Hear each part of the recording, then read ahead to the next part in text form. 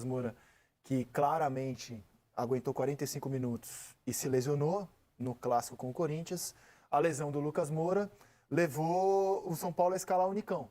E havia dúvida, não vi ninguém apostar que o Nicão jogaria. Se especulava o Galopo como alteração mais natural, eventualmente o Luiz Gustavo podendo mudar o esquema. Ferreirinha até. Ferreirinha, e acabou entrando o Nicão. O que a gente conseguiu apurar lá em Belo Horizonte é que o Nicão treinou muito bem.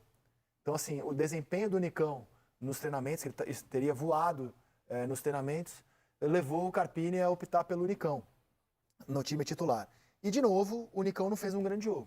A gente tem que lembrar que o São Paulo traz o Nicão do Atlético Paranaense para ser um protagonista, né, para ser um jogador especial, e em nenhum momento no São Paulo ele conseguiu ser esse jogador especial. Ele até teve um lampejo bom no segundo tempo, uma jogada que ele ajeita na entrada da área, uma jogada muito boa, mas pouca coisa, ele não conseguiu render ainda no São Paulo, não foi só ontem, né? Ele não conseguiu no São Paulo ser o jogador que fez o clube e no Furacão e tirar um jogador que era protagonista do Furacão. Mas o que me chamou a atenção, acho que a gente, pegando até o contexto do Nicão, você falou aí, Nicão, Ferreira, Michel Araújo, o Palmeiras acho que foi melhor boa parte do jogo. Não muito melhor, mas um pouco melhor.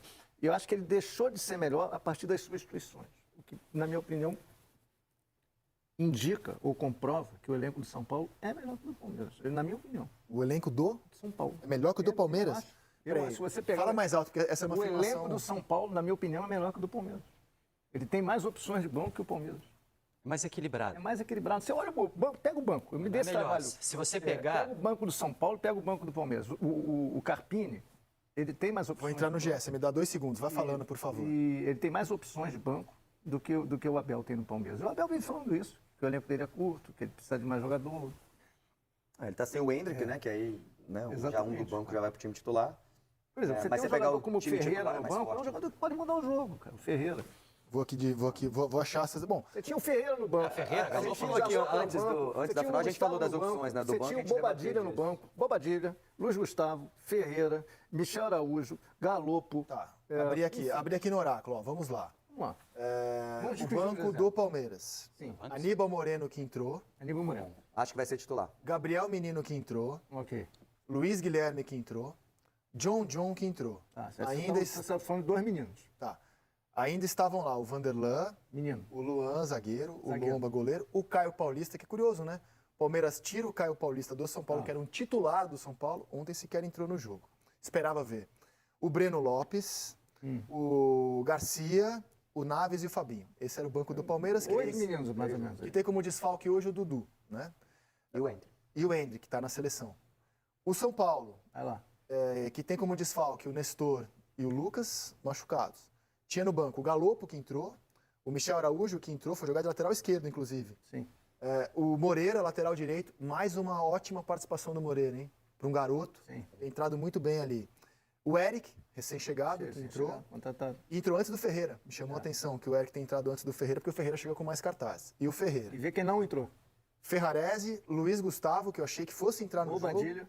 jogo. Bobadilha, Alan Franco, Juan, o Lanza e o Jandrei. Eu acho que... Eu acho que o São Paulo tem mais elenco que o Palmeiras não, cara. Eu acho. Não acho. Eu acho que no banco aí sim. Só que aí eu conto o elenco. Você acha que o São Paulo tem mais opção? Eu não acho. Esse banco hoje eu acho que tinha mais mais interessantes. São Paulo? Mas aí eu conto o elenco, eu conto o time titular também, quando eu vou contar o elenco. Vou escolher um elenco, eu prefiro o do Palmeiras. Eu acho que há um equilíbrio. Acho que ontem ele tinha mais alternativa. Você está falando de banco e não de elenco. Então a diferença está na comissão técnica, porque parece ser consenso na opinião pública de que o Palmeiras não tem assim um elenco que você fala, nossa, que elenco maravilhoso. O fato de o Palmeiras todo ano estar decidindo e ganhando títulos, a gente explica isso o quê? Pela comissão técnica? Eu acho, principalmente.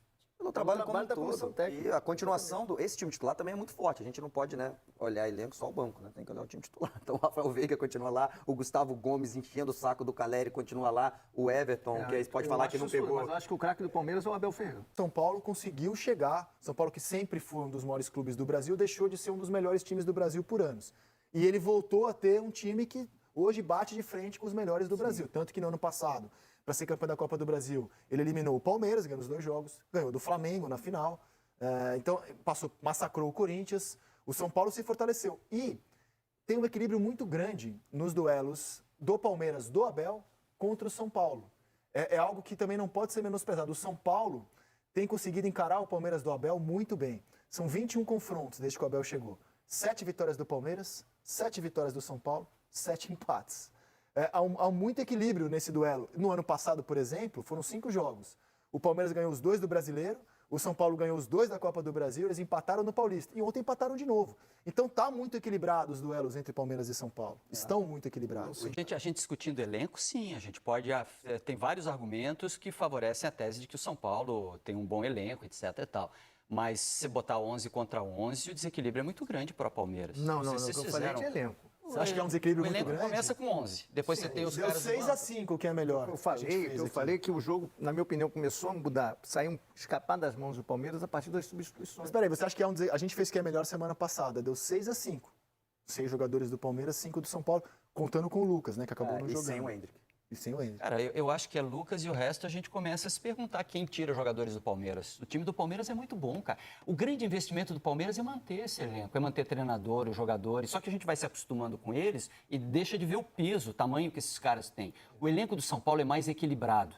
Se um cara como o James Rodrigues não consegue jogar, nem achar lugar dentro do elenco do São Paulo, é porque as coisas ali de alguma forma se ajustaram. Bom, eu sei que não quero comparar a história do Rames no São Paulo, mas só para dar um exemplo de que você, mesmo não relacionado, pode viajar com a delegação. O Dudu foi com a delegação do Palmeiras. Tá na foto ali, ó.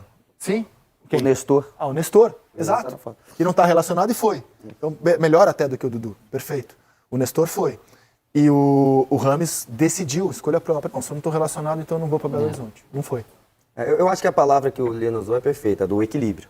Né? Porque você pensa o Palmeiras, super campeão, um time que financeiramente está muito forte, aí você olha o banco, os jogadores que costumam entrar, está abaixo, está desnivelado, está desequilibrado o elenco do Palmeiras nesse sentido.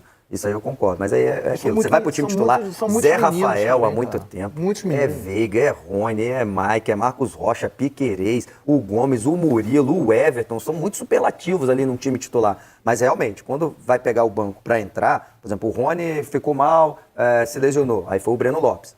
Mas assim, o Breno Lopes está, com todo respeito, tá, gente? Mas ele está abaixo do nível do Palmeiras, que a gente imagina. O Palmeiras super campeão, assim, o próprio Palmeiras tem certeza que não imagina titular com o Breno Lopes. Então, quando ele entra, cai um pouquinho o nível. E aí, muita garotada que ainda tá virando. Não é todo mundo que é igual o Henrique com 17 anos. O Luiz Guilherme está usando há 2 anos. Agora tem 17 anos. Ele tem 17 anos. O John, aí já é um pouquinho mais velho. Mas ele não é um grande craque, mas é bom jogador. Teve uma boa chance ali de cabeça. Fabinho. Enfim, são jogadores que estão vindo. Você pega as escalações finais, a maneira como os times terminaram o jogo, e, cara, é muito parecido. Inclusive, sou obrigado a afirmar que, na minha visão, as alterações foram muito por necessidade física.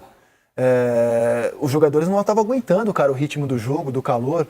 E o jogo terminou por causa das muitas alterações dessa forma. O Palmeiras terminou com Everton, Marcos Rocha, Gustavo Gomes, Murilo, o Aníbal, o Gabriel Menino, que entrou bem no jogo, no meu entendimento, o Gabriel Menino, o Luiz Guilherme, o Piquerez, o Veiga, que não jogou muito bem ontem, o Rony e o John. E o São Paulo terminou o jogo com Rafael, Moreira, Arboleda, Diego Costa, Michel Araújo de lateral, Alisson, que também não fez um bom jogo ontem, Pablo Maia, Galopo, Ferreira, Calera e Eric. São times que você olha assim, não parecem times especiais no papel, a maneira como eles terminaram o jogo, porque muitas alterações foram feitas, e insisto, acho que as alterações foram feitas mais por razões físicas mesmo do que por peças que poderiam mudar o panorama da partida taticamente e tecnicamente. Quando uma decisão como essa acaba nos pênaltis, eu sempre me pergunto que crônica eu faria se o resultado dos pênaltis tivesse sido outro. Hoje a gente estaria dizendo, fácil aqui, venceu o melhor elenco, o time que mais tentou durante a partida, aquele que jogou um pouco mais que o outro e teve mais coragem. A crônica do jogo pró-Palmeiras teria sido muito mais fácil. Mas nós falamos aqui que o Palmeiras jogou mais. Então por que a gente, no final das contas, né, às vezes a gente fica se perguntando assim, se é uma questão de qualidade, de eficiência. Você ser melhor e você não resolver também indica vários problemas. O Palmeiras tem vários problemas. Acho que o Palmeiras... E precisa se preparar para não ter o Hendrick, né? Você acha que foi nesse nível que o Palmeiras foi melhor e deixou de resolver o jogo? Você acha que foi nesse nível? Eu acho que é continência de jogo. Eu acho que o Palmeiras deixou o jogo escapar um pouquinho do controle dele a partir das substituições. Por isso que eu abri esse debate sobre as substituições. Acho que as substituições arrumaram mais o São Paulo do que o Palmeiras.